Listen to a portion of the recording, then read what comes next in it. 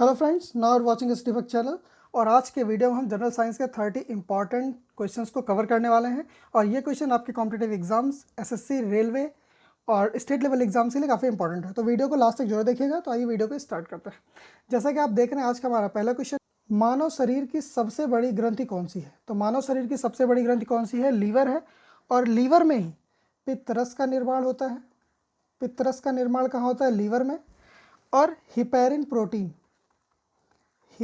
Protein और प्रोथाम्बिन protein, इसका निर्माण भी जो है वो लीवर में होता है।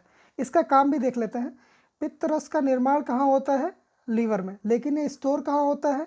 पित्ताशय में, गॉल ब्लैडर में।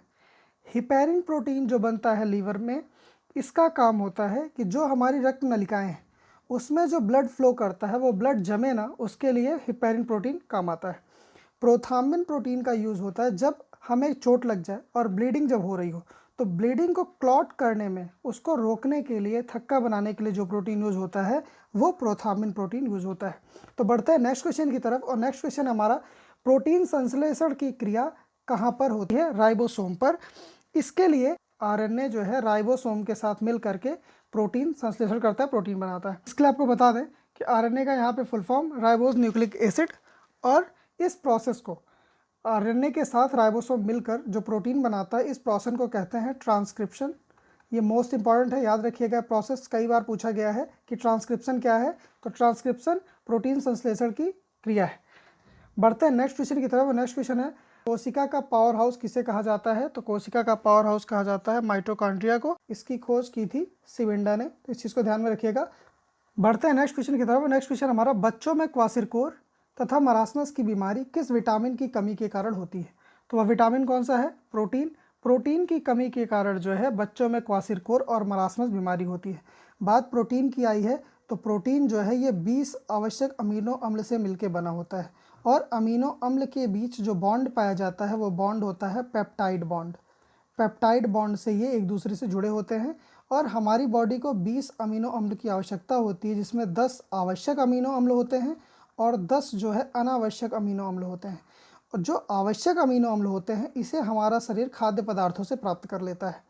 और जो अनावश्यक अमीनो अम्ल हैं उन्हें हमारी बॉडी खुद से ही बना लेती है। बढ़ते हैं नेक्स्ट क्वेश्चन की तरफ। नेक्स्ट क्वेश्चन हमारा, पित्त का निर्माण कहाँ होता है? लीवर में। और पित्त स्टोर कहाँ होता है? वो गॉल ब्लैडर, पित्ताशय में ये जो है स्टोर होता है। नेक्स्ट क्वेश्चन है, कोशिका सिद्धांत का प्रतिपादन किसने दिया था? तो कोशिका सिद्धांत का प्रतिपादन दिया था स्लाइडेन और स्वान ने। आपको बता दें, बात यहाँ कोशिका की आई है, तो सबसे छोटी कोशिका कौन सी है? PPLO, pleuro pneumonia like organisms. इसको क्या बोलते हैं? माइकोप्लाज्म। और सबसे बड़ी कोशिका कौन सी है? तंत्रिका तंत्र। ये अगर ह्यूमन बॉडी की बात करें तो। वहीं अगर सबसे बड़ी कोशिका की बात करें तो शुतुरमुर्ग के अंडे की कोशिका सबसे बड़ी कोशिका होती है। बढ़ते हैं नेक्स्ट क्वेश्चन की तरफ। और नेक्स्ट क्वेश्चन है हमारा, विटामिन डी की खोज किसने की थी? तो विटामिन डी की खोज की थी हॉपकिंस ने। बात विटामिन डी की आई है, तो विटामिन डी की कमी से होने वाला रोग, बच्चों में रोग होता है सूखा रोग जिसको बोलते हैं रिकेट्स।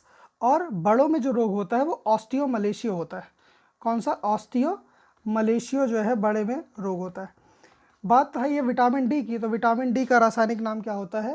कैल्सीफेरॉल। बढ़ते हैं नेक्स्ट क्वेश्चन की तरफ। नेक्स्ट क्वेश्चन हमारा, विटामिन सी की खोज किसने की थी? होलकट ने। और विटामिन सी की बात है तो विटामिन सी का रासायनिक नाम होता है एस्कर्बिक अम्ल। और विटामिन सी की कमी से होने वाला रोग है स्कर्वी।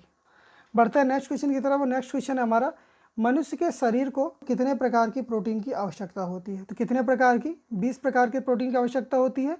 10 आवश्यक और 10 अनावश्यक, 10 खाद्य पदार्थ से मिलते हैं और 10 हमारी बॉडी खुद से बना लेती है। नेक्स्ट क्वेश्चन है, वसा को पचाने में सहायक होता है? तो वसा को पचाने में लाइपेज सहायक होता है। नेक्स्ट क्वेश्चन है, क्रोमोसोम अर्थात गुणसूत्र किसका बना होता है? बना होता है डीएनए एवं प्रोटीन का। बात डीएनए की आई है, तो डीएनए का फुल फॉर्म है डीऑक्सी राइबोस न्यूक्लिक एसिड।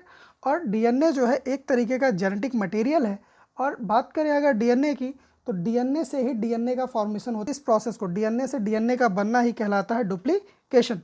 यहाँ पे बात आई है डीएनए की, तो डीएनए के डबल हेलिक्स मॉडल जो दिया था वो वॉटसन एंड क्रिक ने दिया था। इसी के लिए ही इनको नोबेल प्राइज भी दिया गया था।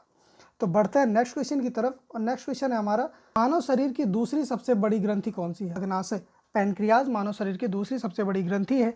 और एक क्वेश्चन, मोस्ट इंपॉर्टेंट क्वेश्चन है जो इस टॉपिक से पूछा जाता है कि अग्नाशय में लैंगरहैंस की दीपिकाएं पाई जाती हैं। अब बात आती है लैंगरहैंस की दीपिकाएं क्या होता है। तो लैंगरहैंस की दीपिकाएं जहां सभी प्रकार की कोशिकाएं जो हार्मोन स्रावित करती उनको एक साथ बोला जाता है लैंगरहैंस की दीपिकाएं। जीव विज्ञान शब्द का प्रयोग सर्वप्रथम किसने किया था। तो जीव विज्ञान शब्द का प्रयोग सर्वप्रथम लैमार्क तथा ट्रेवेलियस ने किया था, जो कि 1801 में किया गया था।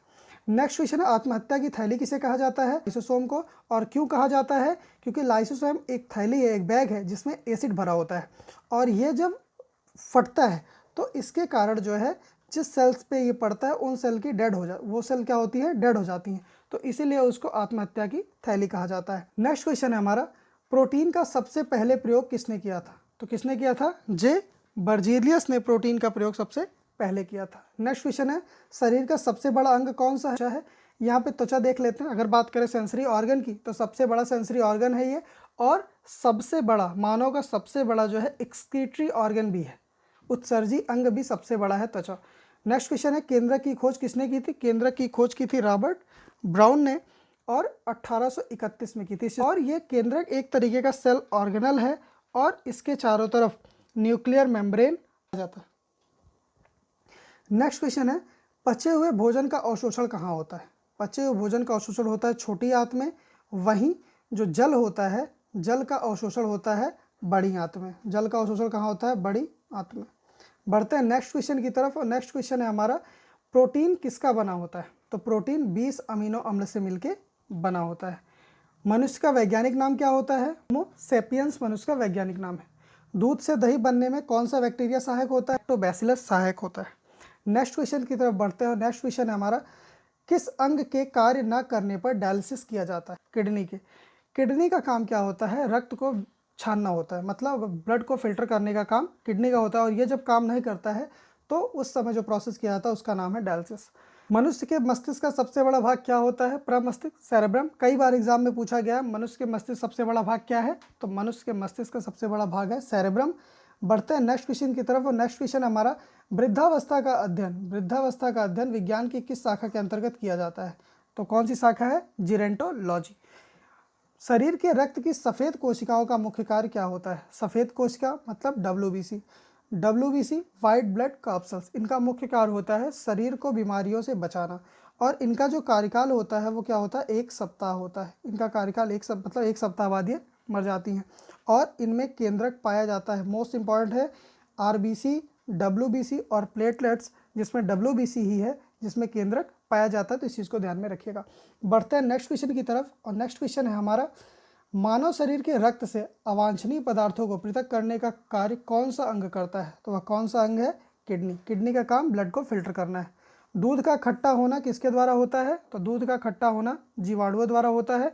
बात जीवाणुओं की आई है, तो जीवाणु का अध्ययन जिस शाखा के अंतर्गत करते हैं उसको बैक्टीरियोलॉजी बोलते हैं, और जीवाणु की खोज की थी एंटोनी वॉन ल्यूवेनहॉक ने। इस चीज़ को यहाँ पे ध्यान में रखिएगा।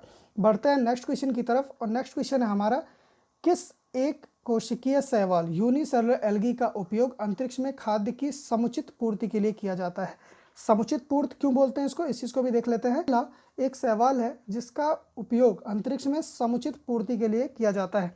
समुचित पूर्ति कैसे, जैसे 100% अगर हम बोले तो 100% में अगर हम बात करें तो इसमें करीब 45% पाया जाता है प्रोटीन, यहाँ पे 45% प्रोटीन हो गया, 20% पाया जाता है फैट, और 20% ही पाया जाता है इसमें कार्बोहाइड्रेट, और 5% हो गया फाइबर, और 10% हो गया मिनरल एंड विटामिन।